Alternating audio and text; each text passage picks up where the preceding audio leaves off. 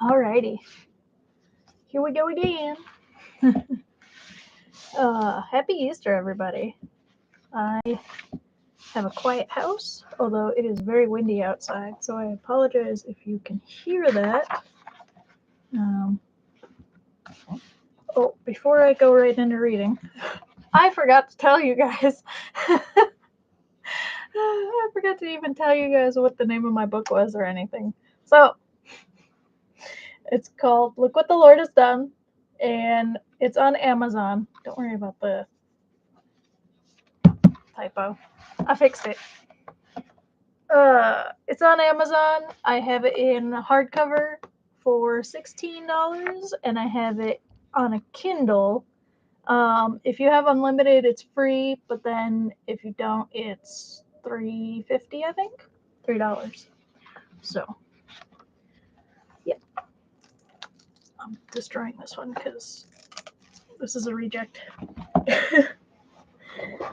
Yep, I had it all edited, all and everything, and had ordered like my first 50 or whatever author copies they give you. And I noticed on the front that I had missed this, that there's no space between the A and the S. And I was like, great, a typo on the cover. Perfect. I was so mad. It was an easy fix anyway. If you're looking to self publish, I actually do recommend Amazon. Their Kindle Direct Publishing program is so easy to use. It saved me so much hassle doing this. And I have a special, which side? Special guest Kitty Kate. Peep is in the office today. She was meowing at the wall back there earlier. Don't know what that was about. Oh, Beats. She's listening. I don't know if you saw her little ear move or not. Anyway, yeah. Oh, one more thing. So I am going live today because next week I have family visiting, so I will not be going live for at least probably a week and a half, I guess. So there will be a little break in there. But I wanted to get this done and have this out so there was something to watch and there wasn't a break in episodes, even though there will be. So, oh well. Where did I stop last time?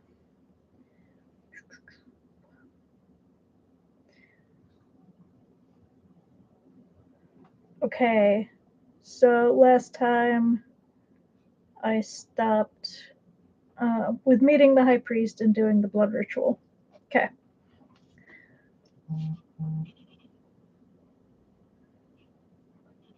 So, the very next paragraph has to do with other rituals we were doing. I'm not sure what I can say on YouTube is the problem. Because it gets, I'm not very explicit, but YouTube has weird rules about things. So, there were other rituals that had to do with relations, I guess I will say. And I was, at this point in time, I was 13. And the, what you call them, high priest and everyone else. I mean, there were other minors involved, but there was, yeah. So that happened. And then I don't describe it at all in the book just because, yeah, you don't need to know the details of that. And I made a joke a couple days ago about, I don't know if you guys know who he is, but JD DeLay would be happy to know that he was the high priest. Found out later that he likely died of a heroin overdose. And I made the joke. I know it's a morbid joke, but I made the joke that there would be no medicinal wood chippers involved. So Anyway, let's go on to a lighter topic, shall we? Sorry, the wind is flapping my flag into the window. By this, I have seen why everyone, the abuse, I have seen why everyone, but especially Christians, need to be clean. Like, not watching anything they shouldn't, and that sort of thing. Coveting flesh or any of those acts outside of marriage gives room for and feeds the demons. It also, since we have the gift of a conscience, increases negative emotions because we know, without thinking about it, that these actions are wrong. So we must guard our eyes and our hearts against even looking on unclean things to keep unwanted visitors out of our lives, and our minds free from unnecessary guilt. So I had to learn personally that guilt doesn't necessarily come from God. Conviction does, wanting to do the right thing does, but just drowning yourself in guilt is not, it's not godly emotions. So I know it's hard to drag yourself up out of that. But there's so much freedom in being a Christian that God wants us to live in that freedom and enjoy our lives and not be burdened by what happened in our pasts. So then I switched topics again, back to the magic. Before long in the cult, my magical abilities or sensitivities were searched out, and my role changed from service to being a channeler and an oracle. The high priest began to isolate me from the group and told me pretty things about personally serving Satan. I realize now he just wanted my gifts for himself, since having such clear communication with the spirits was rare. Now, I've thought about this, and because later on, I guess I'll spoilers, I found out that he hadn't ever. Most of his high priesthood was a farce. Like, he didn't really know what he was doing. Honestly, with the magic, he was just manipulating people. That was all he was really doing. So I've thought about it, and I was wondering if he actually didn't feel threatened or paranoid about what I was doing. So he was keeping me away from the other witches in the cult. But anyway, doesn't matter now. With the reinforcement from the high priest that I could serve Satan, I began to ignore the demons outside of when I needed to interact with them to run the cult. For 3 years then, I worshipped, praying and performing rituals with the express purpose of hearing directly from Satan. So, the way our cult ran was it was sort of a loop. Like, we would get directions from the demons, but we would also tell them, hey, you need to go over here and inflict fear on this person. Well, it was just a weird sort of back and forth. There wasn't, I would say there was a hierarchy, but honestly, there wasn't. It was very competitive, though. Everyone fought to be like the best at magic and spells and controlling the demons. Basically, the stronger the demon you attracted, the higher your rank in the cult. So, one afternoon, time jump. Now I was 16. I saw the face of a beautiful blonde man appear in my scrying glass. I was in the middle of a ritual to Satan, so I didn't dare stop. But I was distracted by this handsome man watching me. I watched him watching me. He did not say a word, but his presence was like a biting, cold wind through the glass. Only after I had finished the ritual and he had gone did I have an inkling of who he might be. And that messed with me. I was. I went back and forth, like, no, that's not possible. That can't be, yeah,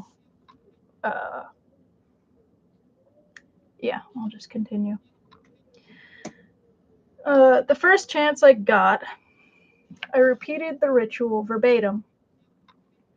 I'm settling back so you can see the kitty cat. Sorry, this is uncomfortable for me. Just obviously it should be, but I already have my story out there. It's just reading it aloud to people is a little weird. Oh, that reminds me. Excuse me. I need some water.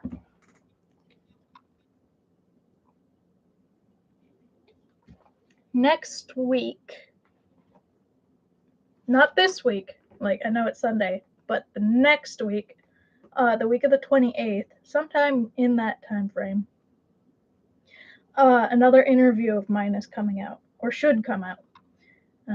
They told me that they scheduled it for that week, so that will be exciting, and I will make a post about it as well, and then I will grab the video from their YouTube channel and bring it over. I'm not giving any details yet, just because I want to wait until it actually comes out and everything's good and clean and done. So, yeah, I had a good talk with them. I liked being interviewed by them. It was nice. So, okay, so I'm repeating the ritual. It was half done when I had not seen a glimpse of the blonde man, and I began to think that it was a demon playing tricks. Now, just as I turned my back to the glass, after having this thought, he appeared. He watched me as I kept my eyes on him to make sure he did not disappear this time. I finished the ritual, and before he could decide to leave, I knelt down quickly and asked, excuse me, sorry, does this please you, my lord? He seemed coldly amused and said a short yes. Then, remembering this could be a very convincing illusion, I asked, my lord, are you the master that I serve? And having remembered enough of the Bible, I knew he was mocking God when he said, this makes me angry, I am that which you think I am. No other demon had ever dared so blatantly mock God's word. From this, and the knowing I had in my spirit, I knew this was Satan. Just as I had known it was God that had warned me from this. He gave brief instructions and then left.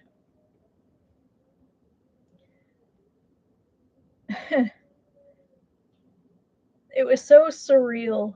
I can't even begin to explain.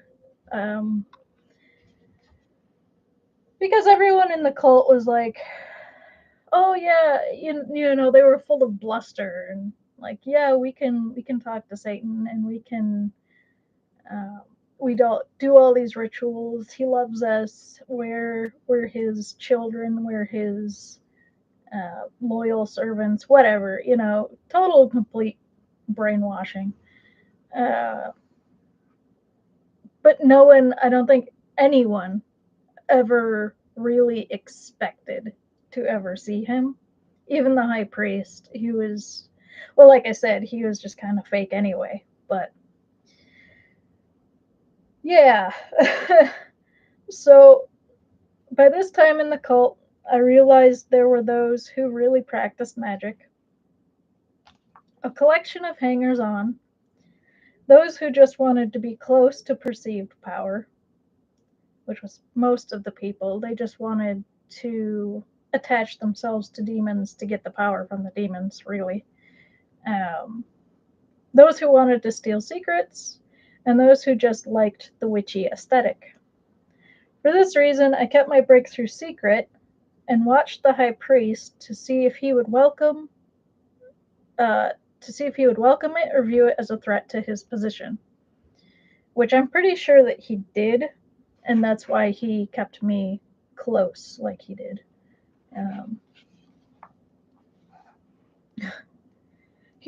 So I'm obviously I'm naive at this point in time. I was very isolated as a child, so I didn't. My street smarts weren't it. I'll just say that. He surprised the high priest. He surprised and horrified me soon after when he announced that we would start pushing heroin. I argued ineffectually. Contrary to what some might think, one of the precepts we lived by was to be clean and sober. Satan's evil is calculated and meticulous, something impossible to perform effectively if you are high, stoned, or drunk. It was a rural area where most people were only concerned with their marijuana patches, and the crack houses were obvious, so staying clean wasn't that hard. I knew the introduction of heroin would completely change the face of the region. I did not believe the high priest when he said the followers wouldn't use and that they would only sell. And looking back, I can recognize the signs of his use. Matured a little bit. Not long afterwards, Satan started appearing to me not just as a head in my scrying glass, but as a full-bodied real man in the room. And I'm going to pause and say he wasn't the first demon to materialize physically. That was it was an uncommon thing to happen, but it still happened. Like, it wasn't surprising to have a demon while we would have our bonfires or something, or several demons show themselves. Most of the time, they weren't physical, but they made themselves manifest visually, like shadows or something like that. So I wasn't the only one that saw them.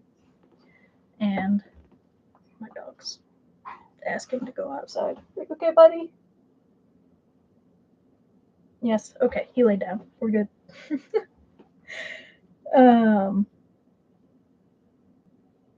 Right. So most of the time, the demons would just be shadows.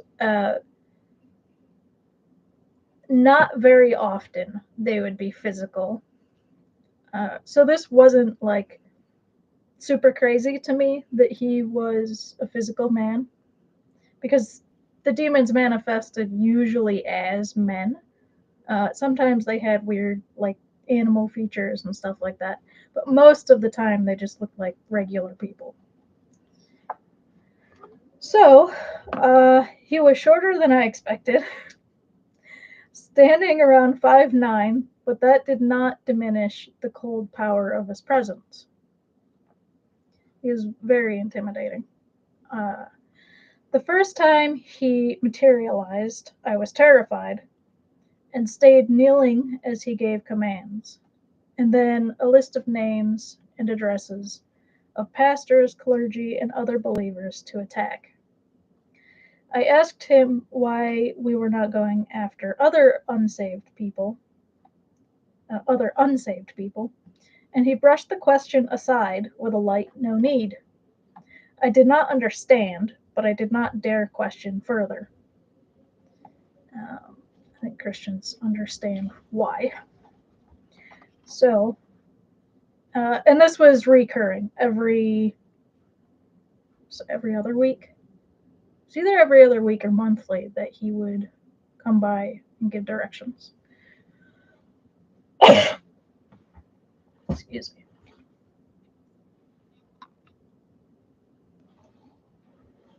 I did a lot of singing this morning. Oh, it was a good Easter service. It was nice, and the kids sang a nice song. All right. At the next gathering, I had to announce my news and present the list I'd been given. This, I think, either started or widened a schism in the cult. Now, it definitely did not start it. Now that I've had some more time to think about this, there was always different factions of people within the cult.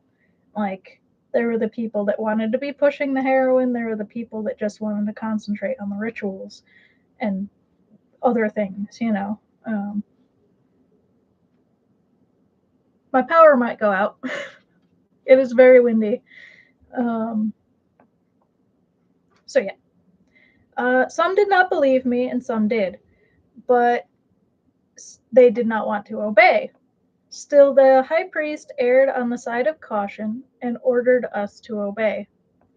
By the priest's reaction, I knew, and it was revealed to the others, that he had never seen nor spoken with Satan, and that everything he had told me before had been bluster. Because he made it seem like he had like a relationship with Satan and that he was on authority given to him by Satan and all that kind of thing. So it was all BS. So we went through the routine of my presenting names and the priest pretending that it was a directive he had also received from Satan. Oddly, yeah, this is where things begin to change. Oddly, the usual perfect reports from the demons were lacking. I scolded them for being lazy, but they grew angry and told me I did not understand that these people were not easy targets. After more reports of only mild success, I went with a pair to oversee. At that time, I was well used to moving out of my body and around the region. So I went with them and saw a woman standing alone on a street corner. Now, for those of you who are from Brockport, I can tell you exactly where this happened. It was on the corner where the Strand Theater is. She was outside the Strand Theater in Brockport. It was on that corner. Anyway, I just have it so vividly in my mind. I lost my place here though. Okay. So she seemed to be harmlessly running errands, so I told the demons to attack her. Just then, two more women came running down the street calling their friend's name. I think it was like Susan or Helen. It was a short 2-syllable name. Then, to my bewilderment, they started to pray for her. The two demons screeched and howled and protested loudly. They yelled at me to see, this is what they do. They pray. I scoffed and ordered them to break the barrier the women had erected. It appeared as a pale blue dome covering all three, and I wondered briefly about Christian witches. How could they have known that she was about to be attacked when we had only had her name for a few days? How was this possible? The demons beat themselves against the barrier, and though it did not seem very sturdy, they were making no headway.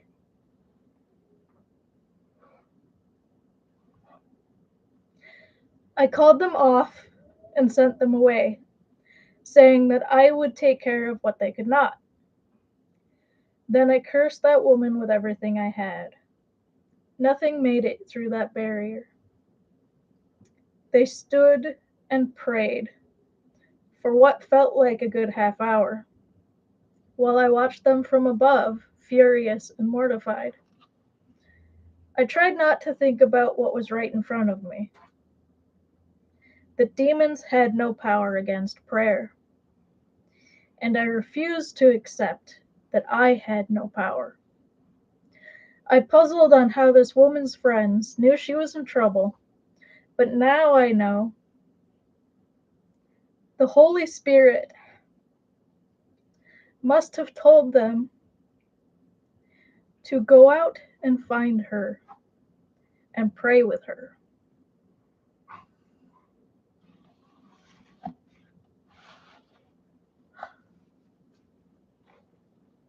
I am so happy I'm out of that.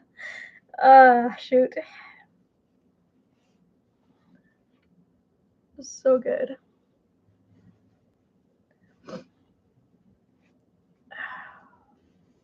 Excuse me. God is so good. He's so good. And that was my first taste of, well, I guess my second real encounter with the power of God.